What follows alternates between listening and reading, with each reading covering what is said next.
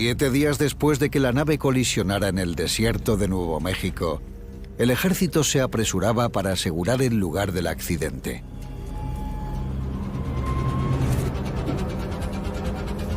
¿Pero podrán evitar que esta historia del mundo exterior se filtre?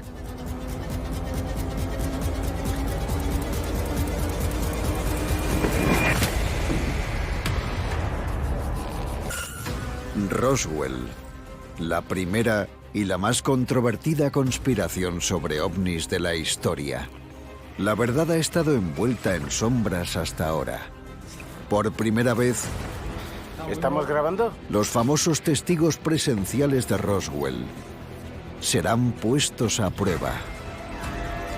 ¿Qué hacía en Roswell, México, en julio de 1947? El software de detección de mentiras más avanzado de la historia determinará la verdad definitiva. Hemos determinado que son falsos. Había 4 cuerpos no humanos. ¿Te imaginas cómo sería tener pruebas irrefutables de una visita extraterrestre? ¿Cómo describiría la nave? Con forma de disco. Momento a momento surgirá la cronología del fenómeno. ¿Aparecerán también con ella las pruebas de que los extraterrestres aterrizaron por accidente? Esto reescribirá los libros de historia. Esto nos cambiará para siempre. Roswell. Veredicto final.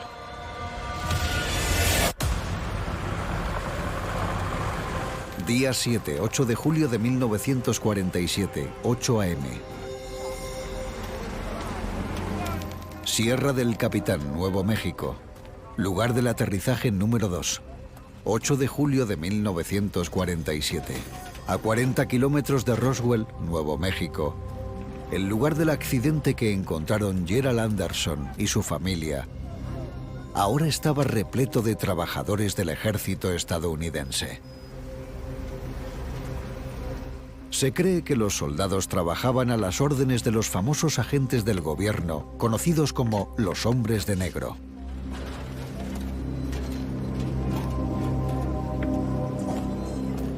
Había que limpiar la zona urgentemente y deshacerse de todas las pruebas.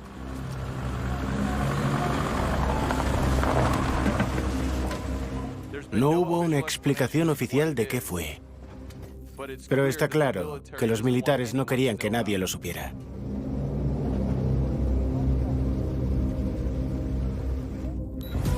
El sargento Melvin Brown trabajaba con la Brigada K en la base aérea de Roswell. Le llamaron para que fuera uno de los guardas del lugar de aterrizaje. Lo que el sargento Brown estaba a punto de ver le asustaría tanto que se marcharía a Reino Unido para empezar una nueva vida. En 1991, desde su nueva casa en Londres, su hija, Beverly Bean, habló de lo que su padre había afirmado ver en el lugar del accidente número 2. Les dijeron que miraran, pero que no se llevaran nada.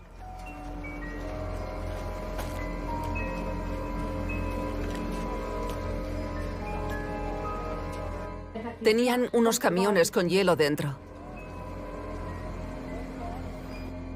Lo que fuera, querían mantenerlo frío.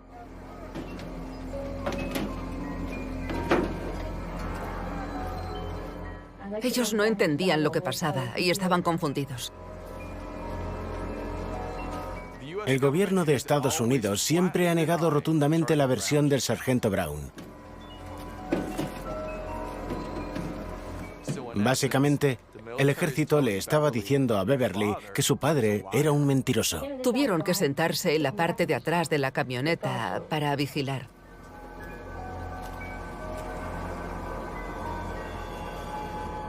Tendrían problemas si miraban.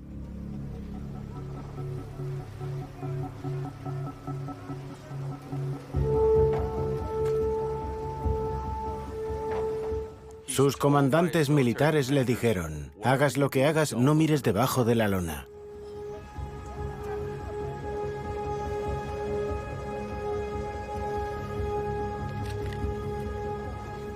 Eso intrigaría más a una persona curiosa. ¿Y qué es lo que haría cualquier persona? Mirar debajo de la lona.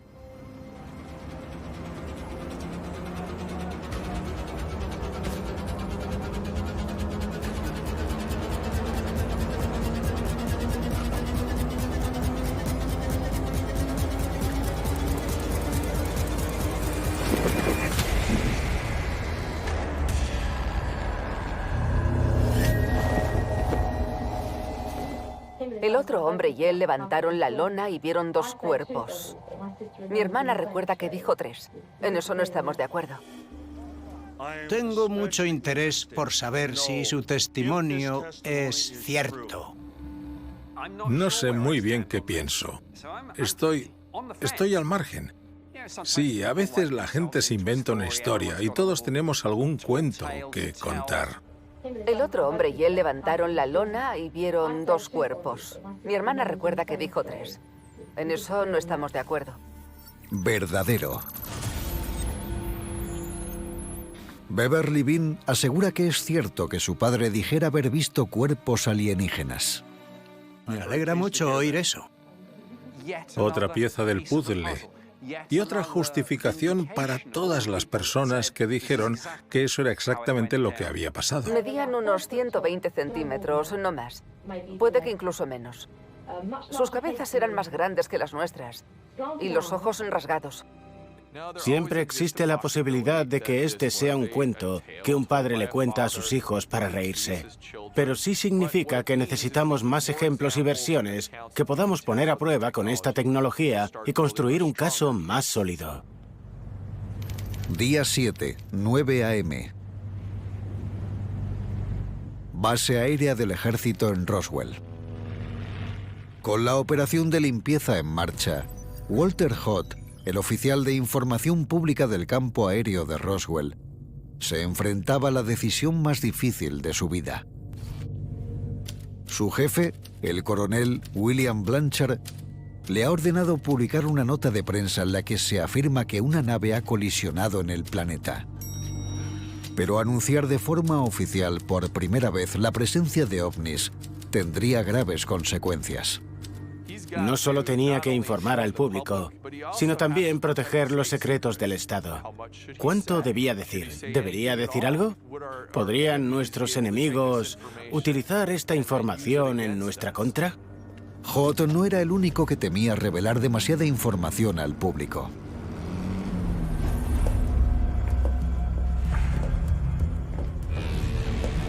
Anunciar un aterrizaje alienígena es algo que el gobierno quería ocultar. Es la peor pesadilla que podían imaginarse.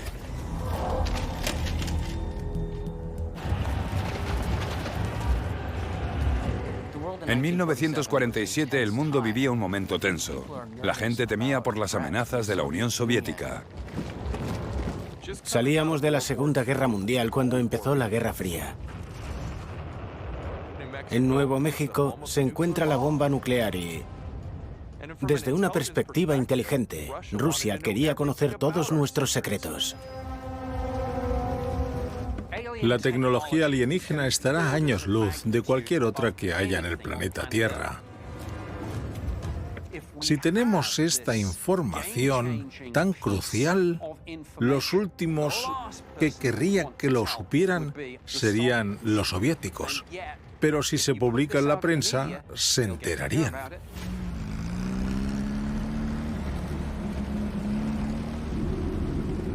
Señor Hott, ¿podría hablarme del día en el que publicó la nota de prensa? ¿Qué ocurrió después? La llevé a la ciudad y la entregué a las 4 agencias de noticias, a 2 emisoras de radio y a 2 periódicos. Primero fui a la emisora de radio KGFL. Creo que simplemente la dejé en la mesa y seguramente la señalaría para que supieran que les había dejado algo.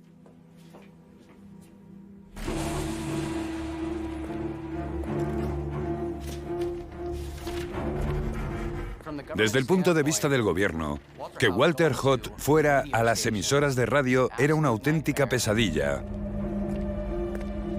Porque en cuanto se emitiera, todo el mundo se enteraría más allá de Roswell. En 3, 2, 1. Programa de radio real, 8 de julio de 1947. Pasemos a los titulares. 8 de julio de 1947. Las fuerzas del Ejército del Aire han encontrado un disco volador que ha pasado a posesión del ejército. Los oficiales del ejército afirman que el artefacto está siendo inspeccionado en Roswell, en Nuevo México. Llegó a los programas de noticias por cable y fue una locura. Todo el mundo quería saber qué había pasado en Roswell. Los oficiales del ejército afirman que el artefacto que se encontró la semana pasada está siendo artefacto en Roswell, Nuevo El México. ejército está inspeccionando el artefacto. Hemos podido saber que se ha encontrado un disco volador en Nuevo México, Estados Unidos. No tardó en aparecer en la primera página del periódico local de Roswell y en todos los periódicos del país. Se convirtió en una noticia de portada.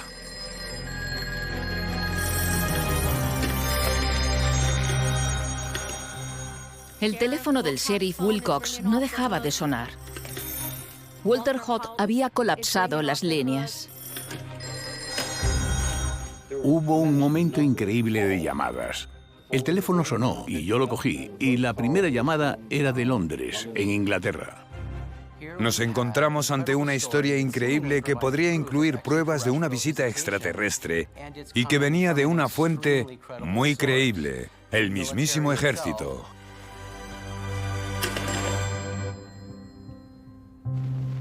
11 a.m. Despacho Oval, Washington, D.C.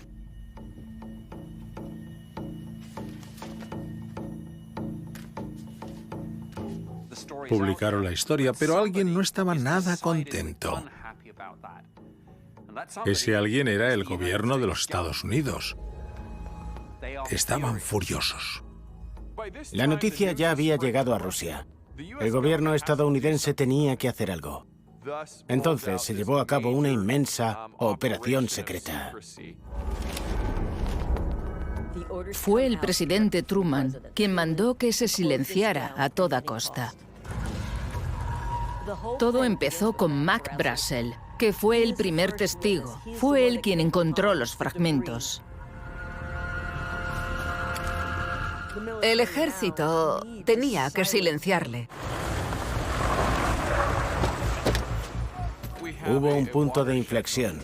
Fue cuando el gobierno empezó a usar las amenazas. ¿Ahí fue cuando empezaron a cubrirlo todo? Tenemos que saberlo. Día 7, 8 de julio de 1947, 10 a.m. Casa del copropietario de KGFL, Walt Whitmore, Roswell, Nuevo México.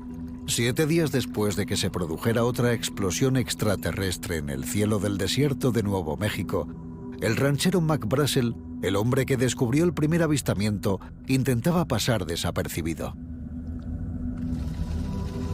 Tras haberlo contado todo en una entrevista en la radio local, Walt Whitmore, el dueño de la emisora de radio KGFL, le acogió en su casa. Mac Brazel se sentía seguro escondiéndose en la casa de Whitmore. Pero el ejército ya se había lanzado en su búsqueda. Mac Brazel se estaba quedando sin tiempo.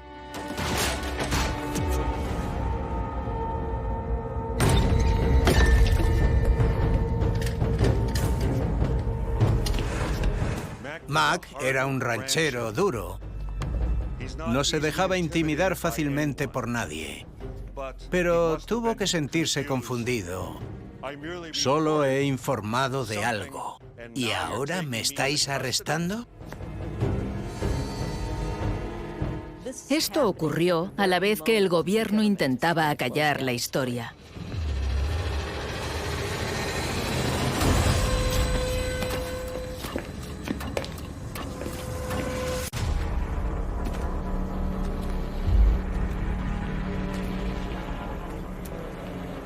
A finales de los años 70, el hijo de Mac Brazel, Bill, habló por primera vez con los investigadores y les contó lo que su padre le había dicho. Me dijo que había descubierto algo y que se dirigió a Roswell. Me dijo que había intentado hacer lo correcto y que le metieron en la cárcel por ello.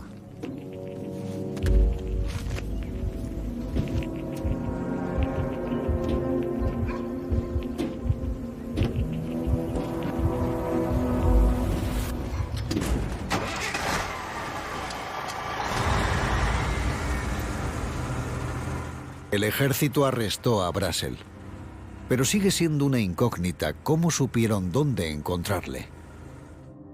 Aunque Walt Whitmore nunca hiciera declaraciones, entrevistaron a su compañero y copropietario de la emisora KGFL, George Roberts, en 1991. Este negó la versión de que Whitmore pudiera haber revelado la ubicación de Mac. ¿Podríamos decir que Whitmore le entregó al ejército o...? No, creo que solo era alguien que se quedó a pasar la noche. Vale. Y no se entrega a un invitado.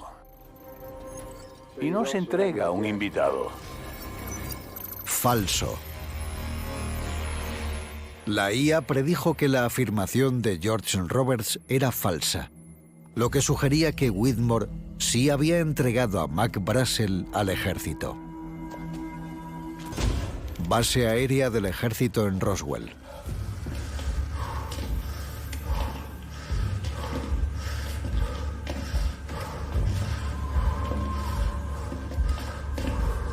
«44 años después, la vecina de Mac, Marianne Strickland, reveló lo que recordaba sobre el tiempo que Mac estuvo detenido. ¿Qué le pasó en Roswell? ¿Podría hablarnos de eso? Fue asqueroso. ¿Cómo se portaron con él los soldados de la base aérea? ¿A qué se refería con asqueroso? ¿Le contó algo más? Le metieron en la cárcel. ¿Encarceló el ejército a Mac Brazel solo por lo que vio? Le metieron en la cárcel. Verdadero. Marianne decía la verdad. La detención de Mac era un hecho que el gobierno ya no podía negar. Fue una absoluta vergüenza. Le trataron como a un enemigo del Estado. Es inconcebible que trataran así a un ciudadano sincero. La tapadera del gobierno se volvía más grande. Le retuvieron de forma indefinida. Hombres que iban a cambiar su versión de la historia, costara lo que costara. Día 7, 1:15 p.m. Funeraria Ballard, Roswell, Nuevo México. En el verano de 1947, Glenn Dennis, de 22 años, trabajaba como embalsamador en una funeraria de Roswell. Entre sus muchas responsabilidades se incluía conducir la ambulancia local. Sus dos trabajos le convierten en alguien bastante importante en toda esta historia.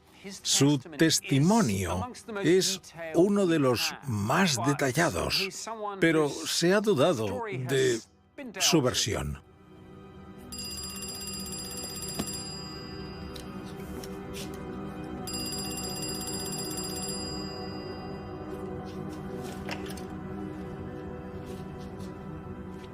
Recibí una llamada sobre la 1:15 de la tarde, después de comer. A la 1:15 o 1:30.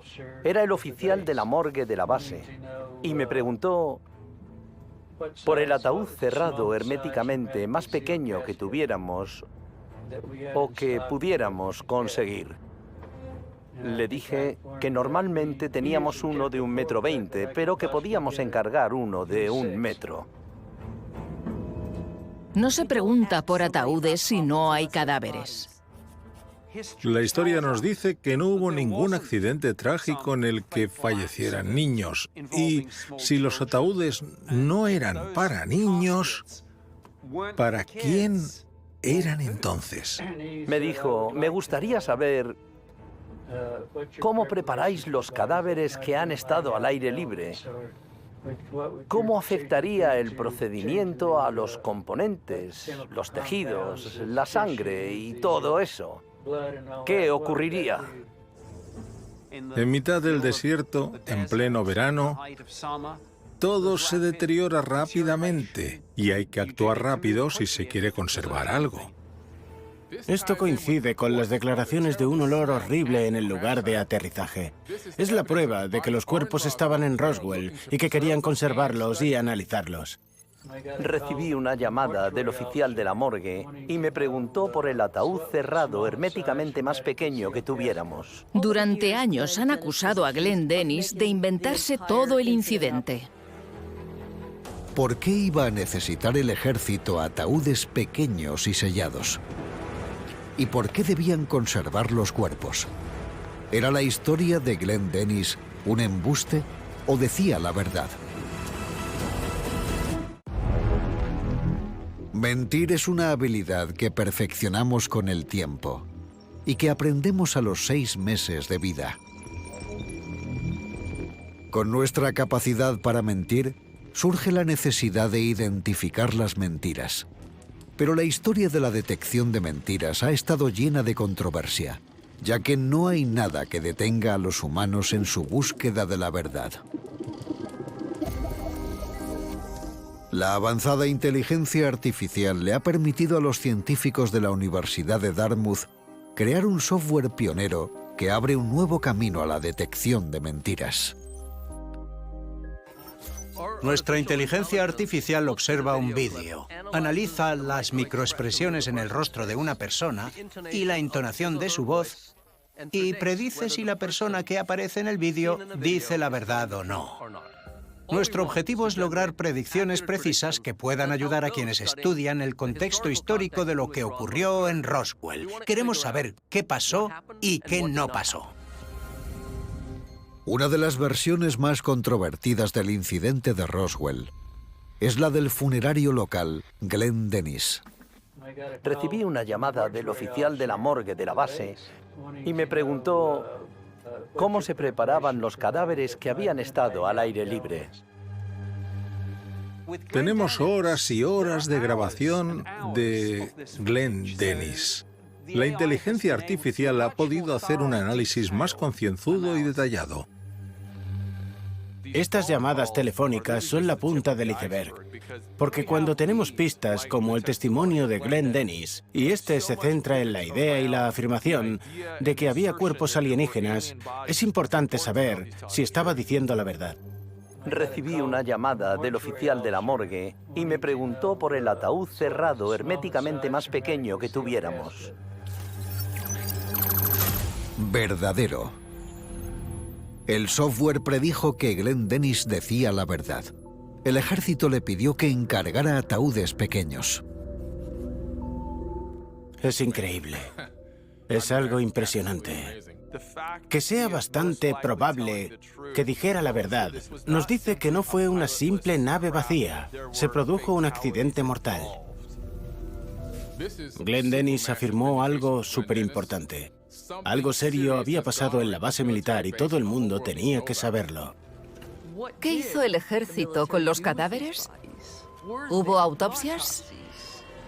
Ahora que sabemos que la historia de Glenn Dennis es verdad, hay muchas más preguntas por explorar. Día 7, 8 de julio de 1947, 2:30 p.m. Bar de Wade Corona, Nuevo México. Johnny McBoyle era reportero de la emisora de radio de Nuevo México, la KOAT. Llevaba persiguiendo testigos del aterrizaje desde que comenzaron los rumores. Y en las últimas horas había oído historias que cuentan mucho más de lo que el ejército afirmaba en su nota de prensa. Era un periodista que se dio cuenta de que le había caído algo que podría cambiar su carrera drásticamente. Tenía conversaciones grabadas en las que los testigos le decían que había visto cuerpos alienígenas. Emisora de radio KOAT, Albuquerque, Nuevo México. John llamó a Lydia Sleepy, secretaria de COAT en Albuquerque, Nuevo México, y le explicó que tenía la exclusiva de su vida. La voz de John McBoyle parecía denotar cierta urgencia e intentó que se diera prisa, que avanzara el proceso. Lydia Sleepy le contó su versión de las historias a los investigadores de Roswell en una llamada telefónica en 1972. Me dijo que tenía algo importante para la cadena. Me involucré lo suficiente como para saber que era una historia muy grande. Se fue al teletipo y empezó a transmitir la historia de John.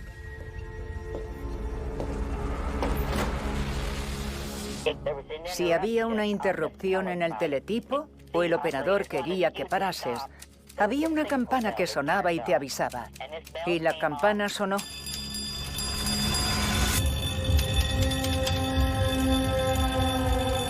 Eso indicaba que la conexión del teletipo había sido interrumpida externamente. John McBoyle le decía, rápido, envía la historia, envíala. Pero no podía. Las líneas del teletipo estaban bloqueadas. Si Lydia Sleepy decía la verdad, esto confirmaría que la tapadera del gobierno iba más allá de silenciar a los testigos y censurar a la prensa.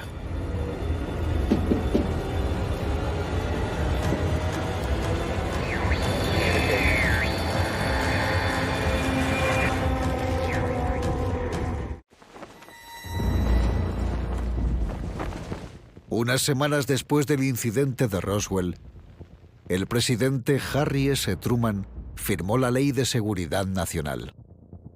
Esto dio a luz a la CIA y otorgó a las autoridades federales el poder de vigilar y supervisar a los civiles. El gobierno no tardó en establecer protocolos donde se detallaba concienzudamente cómo gestionar y arrestar a los testigos. Una de las principales funciones de la nueva CIA era infiltrarse en los medios. Tenían un registro de quién hablaba y de qué era lo que decían. Durante la Segunda Guerra Mundial aprendimos mucho sobre inteligencia y sobre cómo obtener información del enemigo. El gobierno no tardó en aprender cómo utilizar las mismas técnicas contra sus ciudadanos. En otras palabras, fue la primera vez que el gobierno de los Estados Unidos pudo espiar a la población. Aunque quedaban semanas para que se aprobara la ley, vigilantes infiltrados del gobierno ya se dirigían a Roswell. Toda una brigada conspiraba para impedir que el periodista John McBoyle publicara la historia del siglo. Día 7, 8 de julio de 1947, 2:30 p.m. Aquel día, la operadora del teletipo Lydia Sleepy intentaba compartir la historia de McBoyle con el mundo. Pero la línea se congeló, el teletipo se bloqueó y apareció un mensaje alarmante. Y recibí un mensaje. Somos el FBI. Deje de transmitir de inmediato.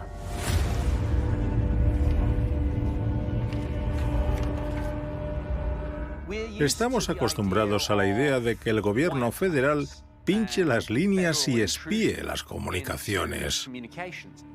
Es lo que pudo haber pasado aquí. Si Lydia Sleepy decía la verdad, entonces el gobierno se había involucrado en el asunto, había intervenido y lo bloqueó todo. Somos el FBI. Deje de transmitir de inmediato. Verdadero. El polígrafo predijo que la afirmación de Lydia de que el FBI bloqueó la noticia de Johnny McBoyle era verdad. Es verdad, vaya. Estamos en un territorio nuevo. Ha llegado al gobierno. El FBI intervino en un asunto de seguridad nacional. Tenemos pruebas de que la situación había pasado a un nivel superior. Día 7, 2:50 p.m. Base aérea del ejército en Roswell.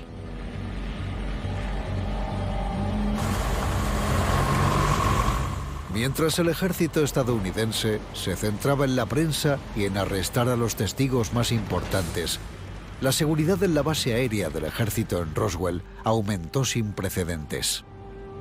La base aérea del ejército en Roswell ya era una zona que necesitaba máxima seguridad. Pero entonces decidieron apartar al personal habitual.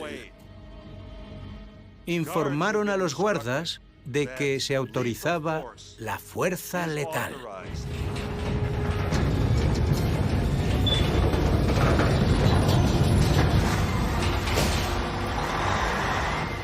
El ambiente en la base militar de Roswell era tenso. Se notaba la actividad y la urgencia.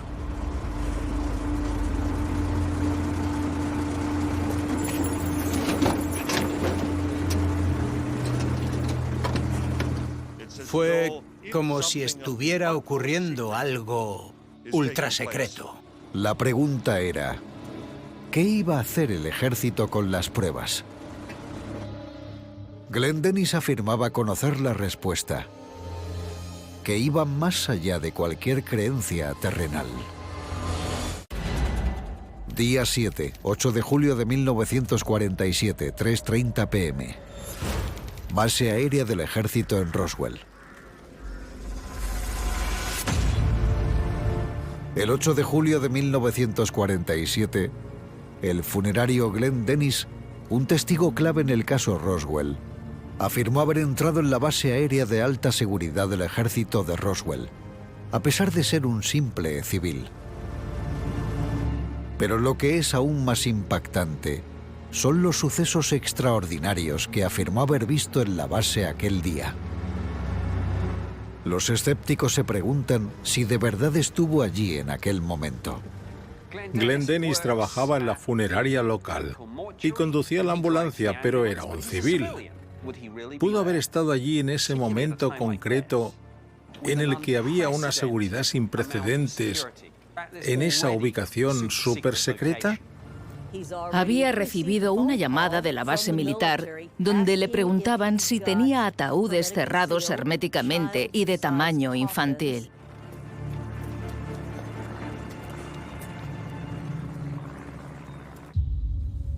En 1990, los investigadores localizaron a Glenn Dennis y le pidieron que les explicara cómo consiguió entrar en la base. Entiendo que entró en la base, ¿verdad? Recibí una llamada de emergencia por un piloto herido en un accidente. Llevé al piloto a la base. Y así fue como empecé a relacionarme con la base. ¿Fue realmente Glenn Dennis a la base aérea con un piloto herido? Llevé al piloto a la base y así fue como empecé a relacionarme con la base. Falso. La IA predijo que la afirmación de Glenn Dennis era falsa. No llevó a un piloto a la base. ¿Es mentira? Oh, vaya, vale. El resultado levantó más sospechas sobre la afirmación de Dennis de que había visitado la base el 8 de julio de 1947. ¿Sería esta mentira una simple coartada para él?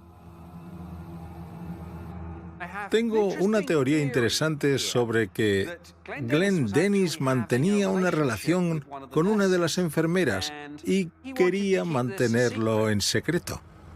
Puede que Glenn dijera la verdad en casi todo, pero hay ciertas partes de la historia que para él no eran relevantes y que cambió para proteger información privada. Encontrar una mentira en su testimonio hizo que fuera crucial analizar el resto del impactante testimonio de Glenn Dennis.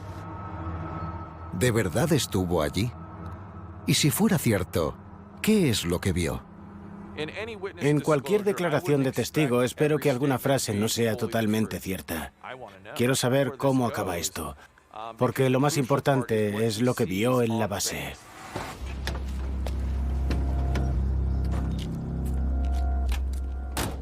Había una ambulancia donde solía aparcar y estaban las ambulancias del ejército.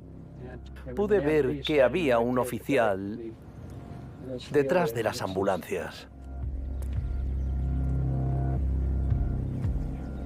Me fijé en las puertas traseras de las ambulancias. Las ambulancias antiguas estaban abiertas y vi escombros. Muchos de los trozos no medían más de 90 centímetros como máximo. Cuanto más declaraba, más sabíamos de Glenn. ¿Estaba diciendo la verdad? Me fijé en las puertas traseras de las ambulancias. Las ambulancias antiguas estaban abiertas y vi escombros. Muchos de los trozos no medían más de 90 centímetros. Verdadero. Se predijo que la afirmación de Dennis de haber visto los escombros era verdad. Bueno, vale, hemos llegado a un punto de inflexión. Puede que Glenn se inventara una excusa de por qué estaba en la base, pero todo lo demás reafirmaría la teoría de que estuvo allí y de que vio algo muy raro. Glenn dijo que había visto mucho más que los escombros de una nave. Estoy deseando ver qué pasa con el resto de su historia.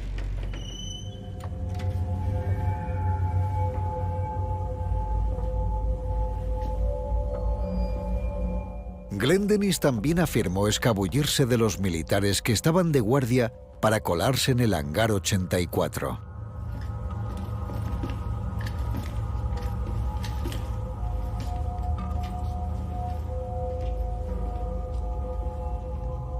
Se metió en áreas restringidas para obtener más respuestas.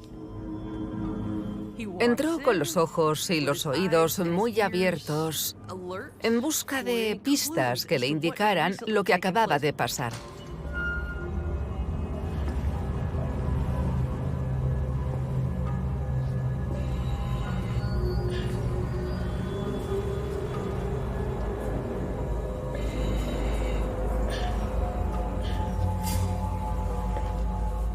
Caminé y había unas salas de reconocimiento a ambos lados del pasillo.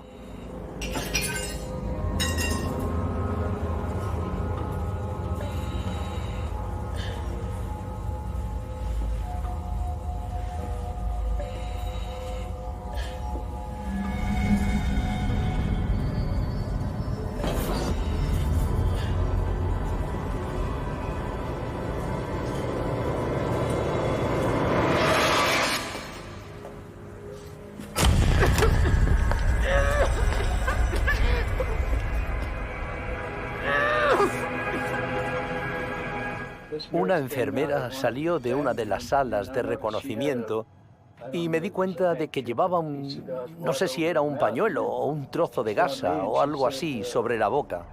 Y cuando me vio dijo: ¿qué estás haciendo aquí? Dios, sal de aquí cuanto antes. Vas a meterte en un gran lío. Le pregunté qué demonios pasaba y ella dijo: tú vete de aquí. Y después desapareció y ya está. Había una enfermera en el pasillo que estaba visiblemente alterada. Eso implica que ocurría algo muy extraño. Una enfermera salió de una de las salas de reconocimiento. Tengo que saber si la enfermera existe o no. Y dijo: Dios, sal de aquí cuanto antes. Vas a meterte en un gran lío. Verdadero.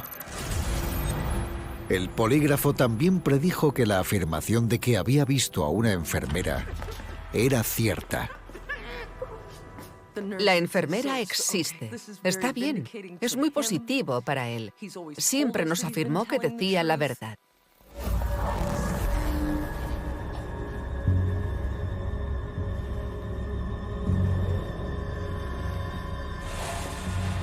¿Qué sugiere esto?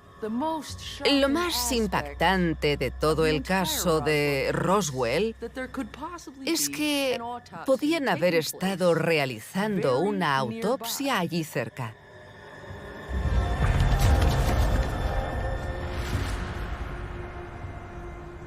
Ahí es donde empezaron los rumores de la autopsia.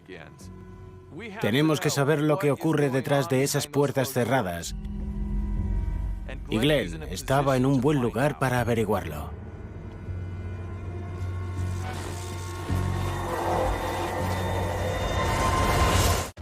Día 7, 8 de julio de 1947, 4 p.m.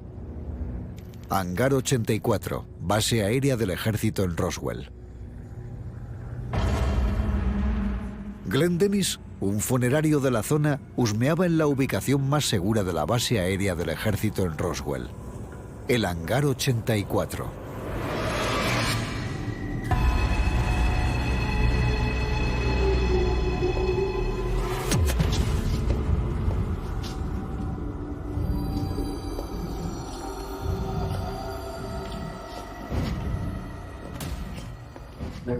Había un capitán pelirrojo allí.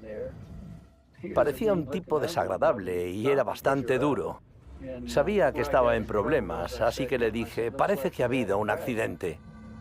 Él dijo, no has visto nada, no ha habido ningún accidente y no irás a la ciudad y contarás rumores de lo que has visto porque no hay ningún accidente. Puedes meterte en un gran lío. Glenn era un hombre honrado. Seguramente nunca haya infringido la ley. Y de repente le asaltaron, confrontaron y acusaron.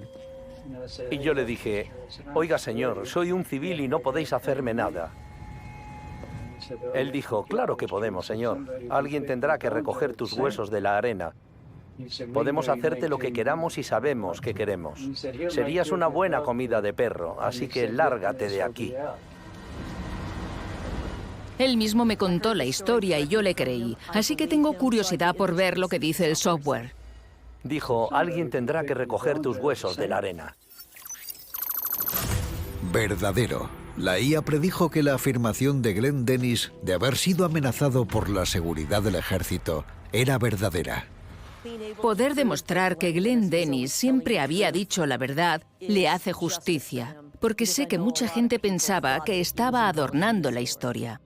No creo que el ejército tenga por costumbre amenazar a sus propios civiles.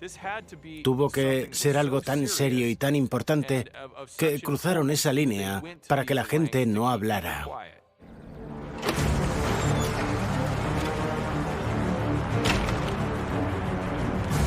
Comprobar la versión de Glenn Dennis punto por punto nos acerca más a la verdad de lo que pasó aquel día crucial. En los próximos episodios de Roswell, Veredicto Final, el software seguirá analizando. ¿Habrá pruebas de vida alienígena? ¿Qué ocurrió en el Hangar 84? ¿Qué es lo que pasaba y qué estaba ocultando el gobierno? Si podemos responder a eso, podríamos resolver el misterio de lo que ocurrió en Roswell. Nos lo jugamos todo. ¿Qué más puede demostrar la inteligencia artificial? Podría ser la historia más importante de nuestras vidas.